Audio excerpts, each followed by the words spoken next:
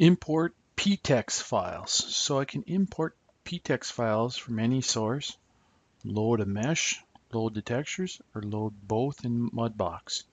So we have two different ways we can do this. The first way is we can import the PTEX mesh. To do that, we're going to go up to File, and we're going to go down to Import, and then I could pick the PTEX file. Okay, so the PTEX file is a PTEX file, and I could just hit Open, and that would work. But I'm going to show you a different method here. Is I'm going to load or import the PTX file as a paint layer. So I'm going to come over here to my layers box, and I'm going to my layers window rather. I'm going to hit the little arrow up here. Click on it.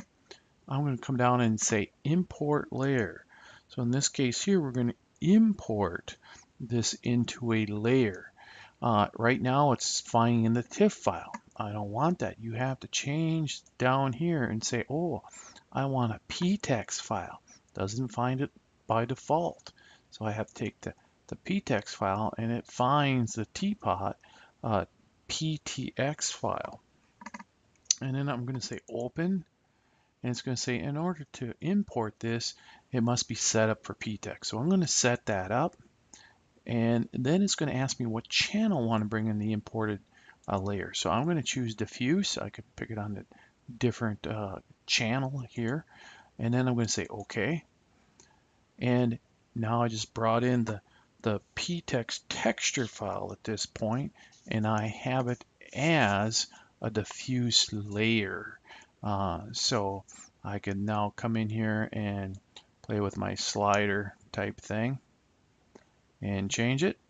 And I might even want to change my display.